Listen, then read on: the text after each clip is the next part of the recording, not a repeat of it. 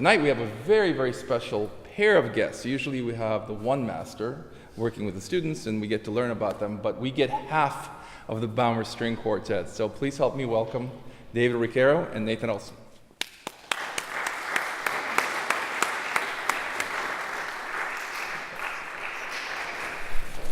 Well, I can't really thank you for coming to Texas since you live here. That's right. But I can thank you for coming in, and thank you very much for coming to Fort Worth after rehearsals and everything else. And tell us something about how the quartet came together. Well, actually, David and his brother Aaron, who's also in the quartet, we've known each other for quite a long time. We grew up in the San Francisco Bay Area together, Berkeley and Oakland, East Bay kids over here. We went to the same middle school, which was a music school. Mm-hmm. So actually, early on, I think starting in like 5th or 6th grade, we got to play together a bit. Right. I remember playing Haydn Light Lark Quartet. I think I was in 5th or 6th grade. Yeah, that sounds about right. So 3 of us had known each other for quite a while. Then we ended up in Cleveland together in school, and JT, our violist, ended up coming to Cleveland as well. So we met there in school in Cleveland. Yeah, so it's very interesting that you were in the Bay Area and then you ended up at the Cleveland Institute of Music together. Is that something that when you were, say, high school seniors, was that something that you were sort of trying to forecast? Or were you looking basically for a teacher? What was your thinking process? For me, it was absolutely about the teacher. Mm-hmm. I was very... And your teacher in Cleveland was? Richard Aaron. Uh-huh. And to me, chamber music was extremely important. So on top of looking at different teachers, I was very aware of each school's chamber program and how active, how many performance opportunities one would get, and masterclasses, and who the chamber faculty were. But yes, I think it was a little lucky, to be honest. I certainly knew Nathan was already at Cleveland. Yeah, that was the main reason you came. Yes, excuse me. But yeah, I think it was also just kind of luck. But I do remember on my audition weekend, I remember I sat in on a chamber rehearsal of Nathan's. Do you remember what you played? Mendelssohn Opus 80, I think. That's right. Oh, yeah. No, teacher was definitely a big aspect of it for me. I got to work with Bill Prusel and Paul Cantor in Cleveland, both fantastic teachers. And also having the orchestra there was a huge factor. Sure, Cleveland Orchestra, to be able to just walk down the street, see great orchestra concerts. But yeah, as David said, the chamber music program was also very strong there. Yeah. We got to work with Peter Sala from the Cleveland Quartet and Cavani Quartet. Very inspirational teachers. I find that with some of my students and the parents, especially the parents that are not musicians, always ask, is it going to be about the teacher? Is it going to be about the campus? Is it going to be about the scholarship? Stuff like that. And I always kind of tell them, I can't make that decision for you, but what I can tell you, if it's not about the teacher, I think you're just basically throwing, darts at a board. It's totally. Very, very difficult if you don't know the teacher. And just as a follow-up, David, did you audition for Mr. Aaron first, or did you just sort of play the entrance audition? It was more of a latter. It was unusual. A lot of cellists that were in my studio and other cellists that I grew to know met Mr. Aaron from other summer programs like Encore. So a summer music festival. Exactly. And sometimes like four years early. Kind of getting to know him earlier. For me, it was more of just a really wonderful kind of the stars aligning in one weekend. So I was very lucky as well. But Cleveland is very different from the Bay Area. Yes. How's the seafood in Cleveland? Any good? Maybe not the same thing. Definitely not if they got it from Lake Erie. Right, I got it. Nathan, obviously you have a love for chamber music, and we know each other as colleagues in the orchestra. How do you kind of reconcile a job in the symphony orchestra where the leadership is obviously very different, maybe not quite as democratic as it is in a string quartet? Sure. You mean like between those two? Yeah, you put on your hat and now you're first violinist of the Baumer Quartet. And 2 hours ago, you had to lead. Well, of course, they are different in many ways, but I think, the same principles apply, right? In orchestra, too, we're trying to make music together, play together. Even if there's a conductor there to help us along the way, we still have to, in the end, we're the ones taking the initiative to actually play together, or if something's not quite working, we're the ones who have to fix it. So, I think quartet is really kind of, everything's just, it's a kind of microcosm of what you have to do in the orchestra. Right. I think we were both very lucky to grow up playing chamber music at a young age. You know, like I mentioned, middle school. You know, I think a lot of kids growing up get private lessons, maybe orchestra. Chamber music is often something that comes later, but I think for us to get it first thing, you know, helps with communication. You know, you have to lead, you have to follow, you have to solve problems, working together. So I think growing up with chamber music has greatly informed how I can work with colleagues in the orchestra and how I can make music with my colleagues in the orchestra. Right. There's obviously a listening to it. I guess part of my question, maybe this is also to you, David. You know, the old-time quartets, you know, if you think about the original Juilliard quartet and the Guarneri quartet, I mean, so much has been made of, you know, that they then didn't necessarily love working together, but they loved playing it together. Right. And the rehearsals were sometimes entertaining to watch, you know, because they would disagree and things like that. I think today's quartet is definitely a little bit different. So would you agree with that? At least in the case of our quartet, I would certainly agree. You play tennis together, so you must like each other. Right. Maybe it's partly because we're not year-round in the same place. I imagine maybe we'd get a little more sick of each other. Exactly. But no, we definitely enjoy each other's company in the practice room and outside of the practice room. Yeah. For sure. But also, you know, because we are more project-oriented and we get together for 1-week residencies here and there, I get to watch my colleagues teach chamber music masterclasses, and for me, that's also another component that's very unusual and really, you know, I learn a lot from them. So. Yeah. On Saturday, on our concert, you're playing a piece by a living composer, and what maybe some of you don't know is he's coming for the concert, and you get to meet him tomorrow. I know you've been in touch with him, but what can you tell us about new music and working with living composers? Well, I guess we'll find out this week how it is working with George. But you know, it's always an experience. It's great to be able, when you have questions, to actually be able to ask someone. Can't do that with Beethoven. Right. So you know, I actually had a long list of questions that I emailed to George. I don't know if he complained about that too. No, he liked it actually. But so yeah, we're looking forward to meeting him on Friday and getting a chance to, you know, play the piece for him and get feedback from him. You know, obviously, I think composers more and more figured out how to put things on a page to indicate exactly what they want. You know, you look at music from, you know, Haydn and Mozart's time, and the musicians of the time kind of knew the style, so they didn't necessarily mark as much stuff. We kind of had to learn that style now to be able to perform their music.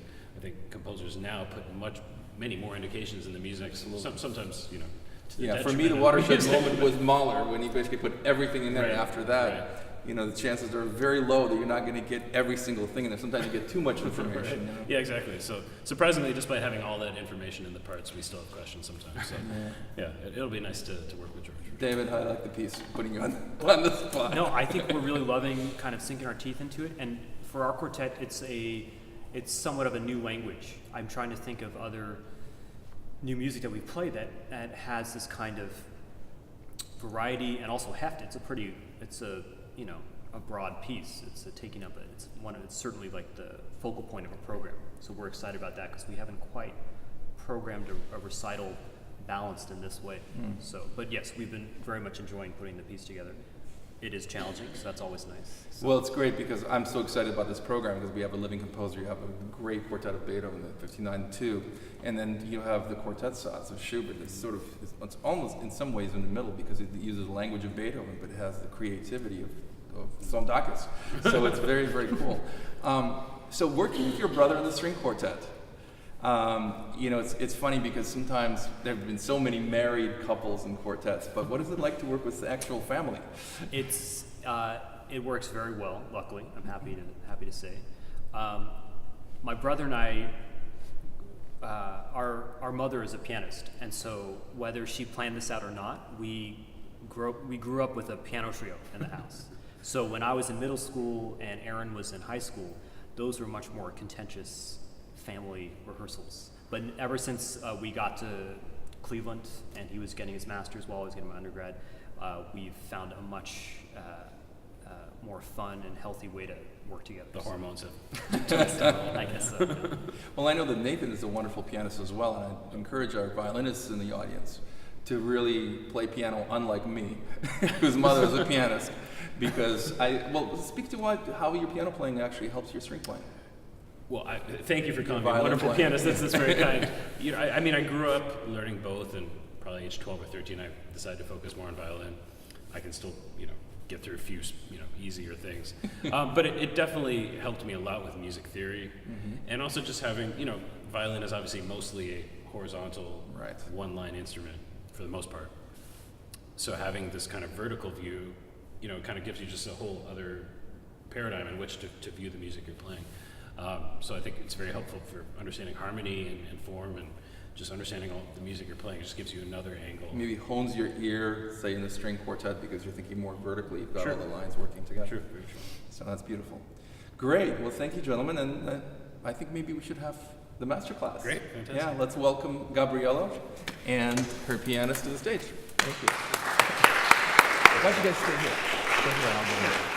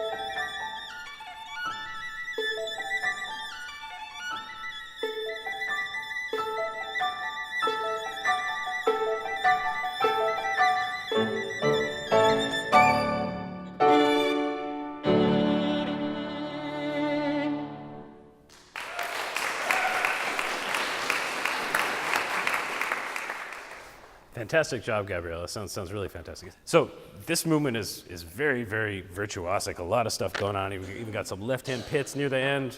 A lot of fast passage work. You've done a really great job. You know, you're getting around all over the place. Super high stuff. So congratulations. Sounds really, really fantastic.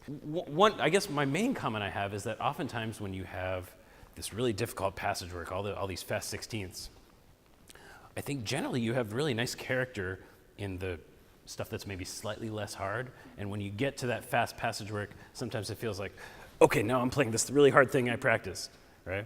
So I think one thing we can work on is maybe just having this passage work come to life a little more and be like a musical gesture.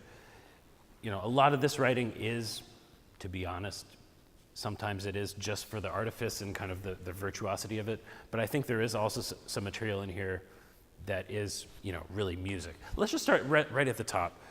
Can we just start from the top and just play a little bit for us one more time?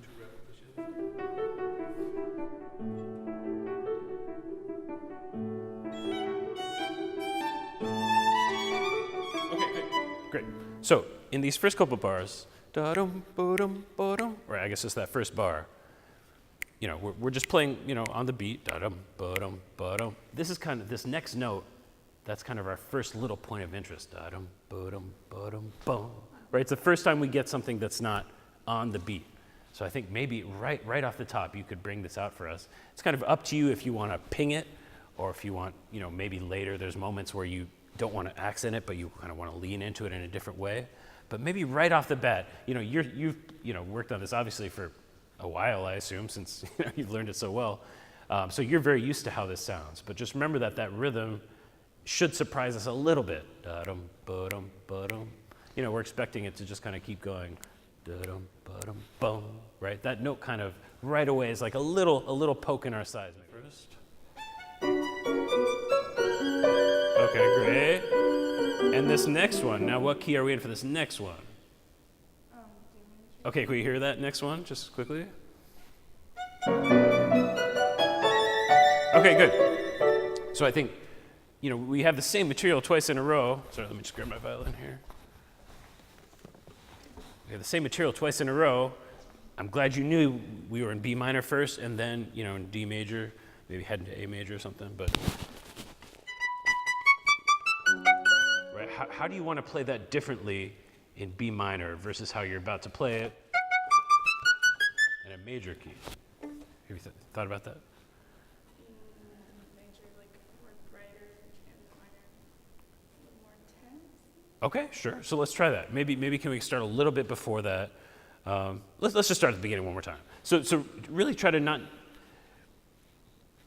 you know, this isn't quite the fast passage work I was talking about, but this is just kind of a small example of a place where you know the piece so well, it sounds very familiar to you, it's kind of in your hands. Remember that it's not, for the audience, you know, we don't know the piece as well, or maybe at all, right? So I think pointing out some of these changes just a little more vividly, I think will help this. So let's try from the beginning one more time and really show us the difference in color between B minor and then when it comes in D major. And maybe also you can show your pianist, maybe if you want to, which one you want to lean into more, or you know, how you want to show that difference.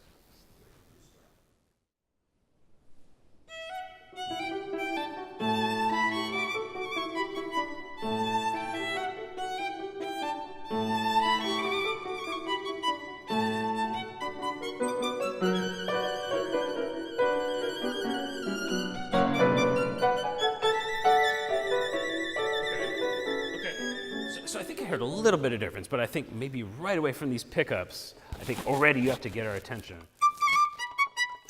right? Because there we're still in D major. Right away from these pickups, right? Show us that all of a sudden, you know, we're moving key somewhere else. Let's just go from the top one more time, but really grab those pickups for us.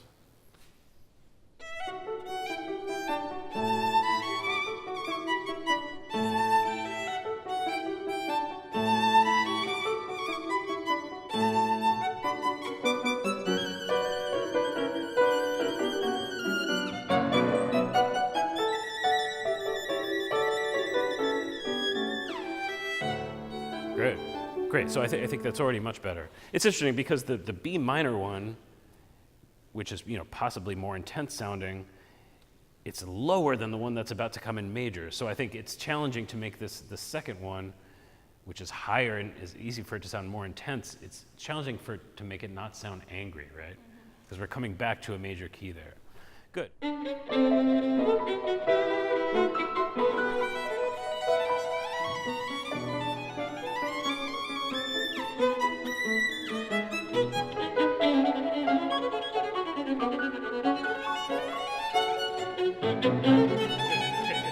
So you're very busy and you're doing a lot of crazy stuff jumping up here.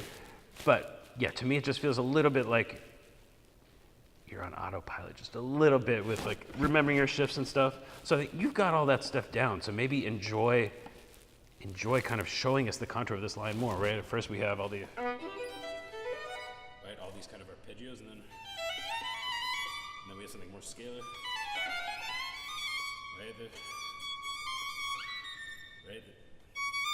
Right? Kind of show us this stuff a little more. So we can have like these big spreads of arpeggios and then something a little more squirrely turning around. I think make sure we can really understand what you're playing, and it's not just, okay, she's playing fast notes now, but we can kind of understand the contour a little more. Can we start at the same place? Good. And sorry, since we're starting there, I feel you getting a little nervous about that shift. I think always when I have a big shift, I always try to tell myself, and I kind of had to learn this the hard way, that the moment you get a little scared of it, that's the time when you might miss it, right? I think go for it, lean into it. Don't be afraid of that shit. I still hear a little bit like you diminution. Can you think of a crescendo in that slur, maybe up to the A? Good. And then just one thing about your shift, I feel a little bit that you're shifting like on the new finger. What if, have you tried that? Can we try that slowly? Good, it's almost there. So you're doing the right thing with your first finger, but then I think your fourth finger is just coming down too soon, so we hear. So I think maybe make sure you're shifting all the way and then dropping. We should try that really slow. Yeah, okay, that one was good. Let's see if we can get that new kind of shift with the crescendo also, but we're doing it nice and slow, so you don't need to stress about the stuff coming up. With a nice crescendo up that shift.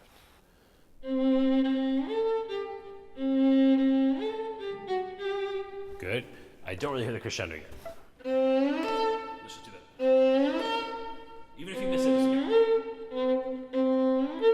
That was a good shift. Oh, thank you. So, what key are we in here? You're good with the keys, so. F sharp minor. Very good, F sharp minor, okay. Then here it changes to.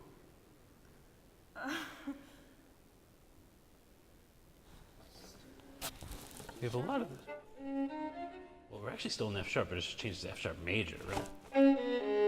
Right, with that A sharp coming in. So I think, and it comes in at D, right? In your part, it doesn't come to the second bar, but right at D, in the piano part, we already have these A sharps. So I think just this color change from this very intense F sharp minor to all of a sudden this much sunnier, whatever other adjective you want to use for F sharp major, I think show us this color change a little more. But can we just go from maybe the pickups to 3 before D? So let's get this intensity in F sharp minor and then change something for us a little more vividly into D. Good.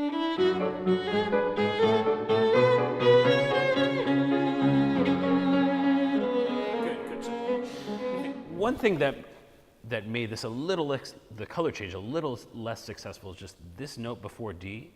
It feels like all of a sudden we got much less sound. I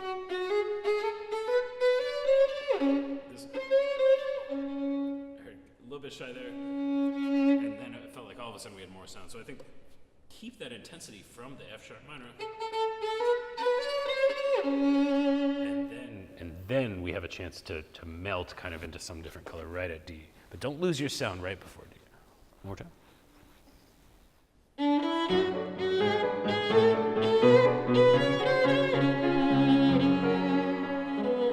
Good, let's do it one more time.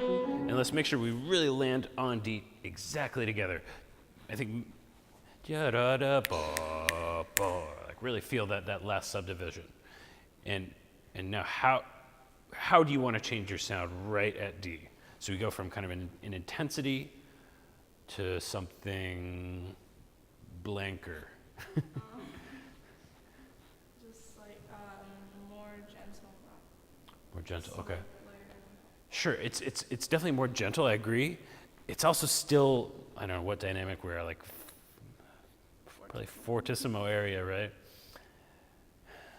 So you have the crescendo and then back down to mezzo forte. So I think we're still fortissimo, so maybe think warm, I don't know. Let's just try that for now. So we go from kind of intensity to warmth right at D. And it's a pretty quick shift, right? It's just right on that bar line. So right away kind of grab our attention with that.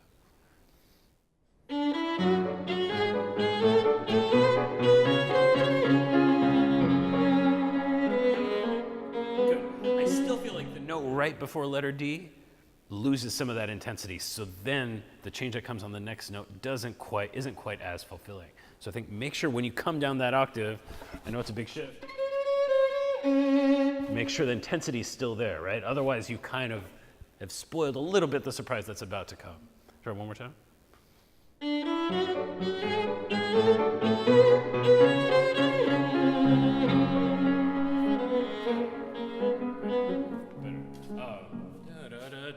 It's tricky because you're shifting across that bar line.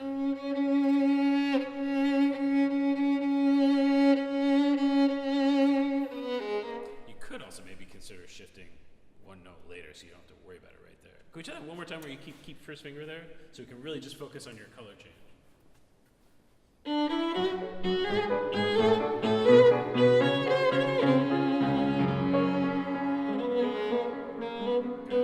Good, very nice.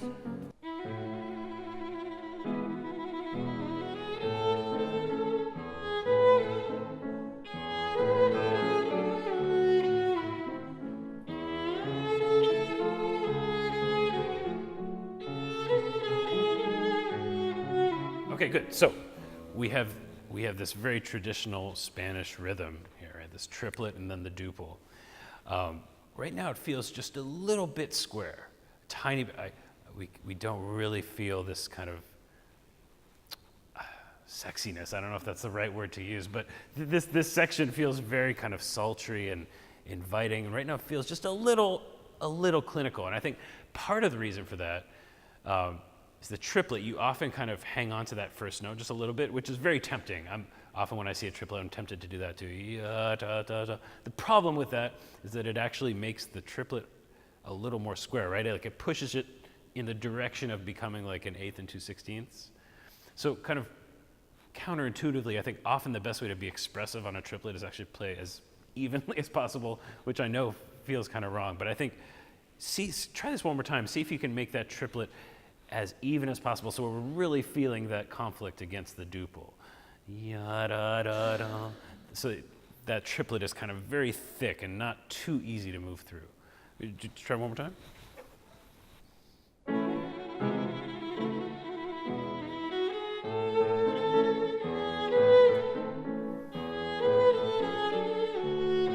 Good, good. So you're playing it very evenly now, which is great.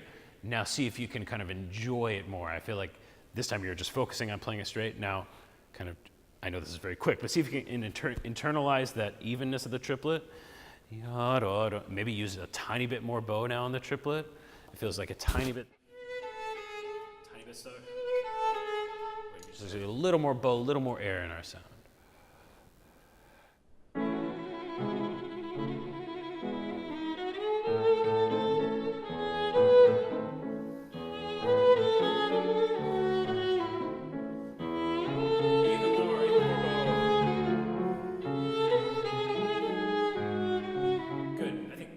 Section, when you use just a little bit more bow, your sound really kind of opens up and it really, really changes the whole mood. Good, so I think it sounds fantastic. You've done great work on all this really, really hard stuff, all this very high stuff. Like I said, I think for me, the two main comments I have, I think this section we just started working on could just have a little more flair and character to it. So I think part of it is more bow, part of it is how you approach rhythm. And then I think in the passage work and all the fast stuff, just kind of pointing out interesting things, right? These little squirrely things versus an arpeggio, versus a descending scale, just kind of pointing these things out a little more, so we're not just, it's nice to be wowed by your technique, but I think we also kind of want to understand what's happening just a little bit more at times. But bravo, Gabrielle, sounds really fantastic. Well, I think one of our teachers used to call them new finger or old finger slides. So, like the old finger you're on versus the new finger you're going to. I've also heard the French and German thing, yeah, it's true. I was wondering the same thing, actually. I'm guessing French is the sexier one. Yeah. Well, I was brought up with the Russian slide, which was the old finger. Okay. And then the Heifetz slide, which is really the Russian slide, but Right. Heifetz gets his own slide. Well, we get together a few times out of a year. It kind of depends on what the exact project is. Sometimes it's more for teaching, for instance, a summer chamber music workshop, let's say, out west. Or sometimes it's a trip like this, which is much more performance-based. But we kind of have to always be working on the current program and also working on the future program. So that's one thing that's very challenging. But in terms of how often we get together, would you say? 3 or 4, 5 times a year, depends on the year. We often do stuff in the summer. Back in California, since 3 of the 4 of us are from that area. But we've also been to Florida, where JT, our violist, teaches, in Tampa. Done some residencies in South Dakota, Nebraska, Texas, obviously. We chose Boulder to record our first album. But it is true with our California connections. We started a chamber music workshop in Monterey, California, and that was mostly because of, Californian ties and wanting to build something there at that particular time. So. No, but it's a great question. I mean, it does present its challenges for sure, compared to a quartet that's working together all the time. We see each other after maybe a few months not having seen each other and kind of just finding our sound as quickly as possible. And luckily, like I said, we've known each other for a while, know each other's playing quite well, I think. So I feel like it comes back pretty quickly, but it certainly does add an element of challenge to it. But we play with a lot of different chamber musicians. So for me, it's a very different experience playing with the quartet. And just for what Nathan said, it's very anticipatory. It's very, we're able to read each other's minds better than your normal pickup group. So. Well, I think the first thing is we have to be true, first of all, to the music itself and the composer's intentions as much as we can read into it. But also, I think we have to be true to how we feel the music should go or could go. Obviously, in great music, there's many different options. So I think maybe occasionally, if we find an option or a color that maybe is not done so often that we like, that's a good chance to do it. But it gets dangerous if you're just trying to do something new for the sake of doing something unusual or new. I think it has to come from a place that you believe in, a color or a texture, whatever that you believe makes sense in that moment. So, I think kind of have to straddle that line. But, it is fun to experiment, especially if it's, like you said, a piece that's played a lot. It can be fun to try to do something that you haven't heard before. But, yeah, like I said, I think it has to come from a place of believing in that for it to work. For instance, within the quartet, if one member were to propose an artistic decision just to be different from all the other quartet recordings, we all rehearse with our own scores right next to us on our stand. And if somebody proposed something with that logic, we would instantly go to the score and make sure that, hold on a second, let's see, what's most important is what the composer marked. But you are right that conviction is very important in how you present a piece to the audience.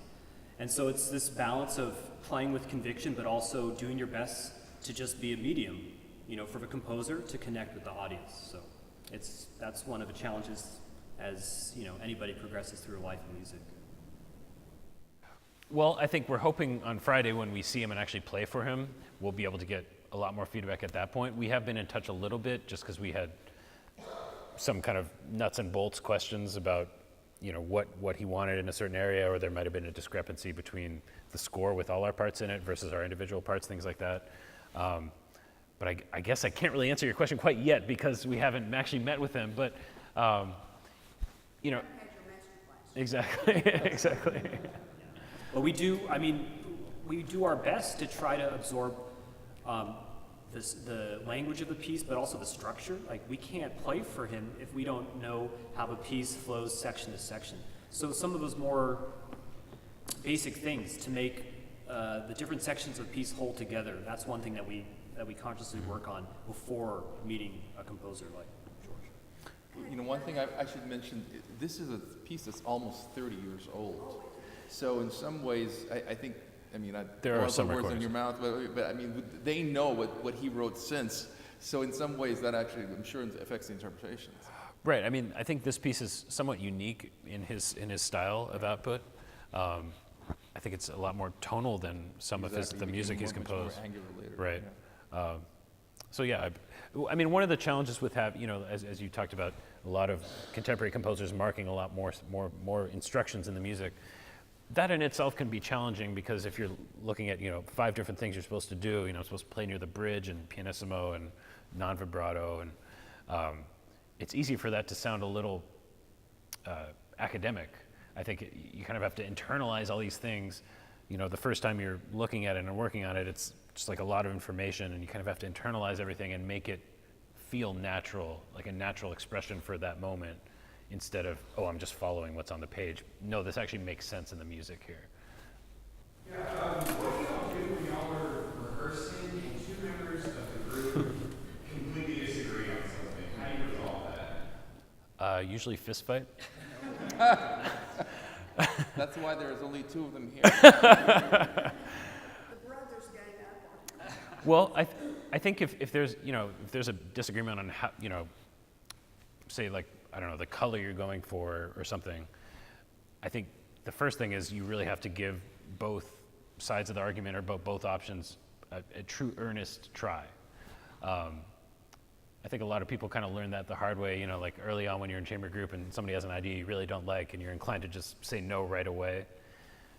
I think at least give it a try, and like a real try where you're really giving it your all. And that's the only way to really know if what that person's suggesting could work. Because I mean, sometimes you hear an idea that you're totally opposed to at first, and then if you really try it and execute it well, sometimes it can win you over. So I think in that situation, I guess it would be trying both options, the whole group, really committing to it, and then you talk about it again. And I guess at some point, if there's still a disagreement, you just have to pick and choose. And I mean, we have 2 other members that can act as arbiters. Yeah. But it's constantly evolving. Also, one other element that has worked for us in the past is recording ourselves, recording both versions or timings, whatever the conflict may be, and to try to step back from inside the quartet and at least just listen a little bit with some distance. And sometimes that has really helped to shape our style, shape our timing. Yeah, I think that's true for any solo chamber music, any kind of performing. I think it's very illuminating sometimes to hear yourself back on the tape, realize that something you thought you were doing isn't coming across, or often with time that happens, like the amount of time you're taking. Like in the group, it feels like you took a lot of, like you made a big deal of this little ritardando or rubato or whatever, and then you listen back and it's like, oh, I barely noticed it, or So yeah, that's true. Recording and listening back is a big helpful tool.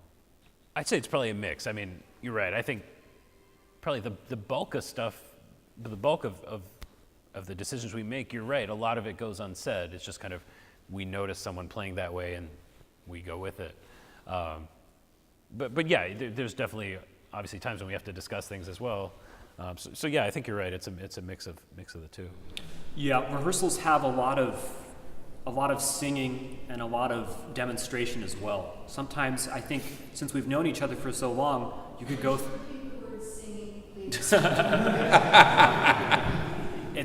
We think it's extremely important, and this is coming from my background as a cello teacher as well, not just within the quartet. But if you think about it, we've all known each other for such a long time. It would be very easy, especially my own brother is in the quartet, so it'd be very easy to be like painfully blunt and almost rude about some comments. And luckily, instead, we take a different course, and it's about showing through your playing, showing through some of your gesturing as well. Sometimes It's just all about somebody else takes ownership of a cue or a breath of the group. But yeah, also singing for each other. That usually saves us a bunch of time. And as you know, we're sometimes a little short on time for rehearsal. So I think that's maybe why we take that quite seriously. I think you have the best voice in the quartet, for the record. I actually have a warm-up question for both of you, maybe starting with David. Since you have 4, obviously, string players in the group, what can you tell us about either the similarities or the differences in warm-up and preparing, for the rehearsal? I see. Well, maybe I would share just an actual quartet warm-up that I have always loved, and even though it's so basic, but basically playing a 2-octave major scale within the quartet, and cello and first violin take the root, and inner voices share, the third or the fifth.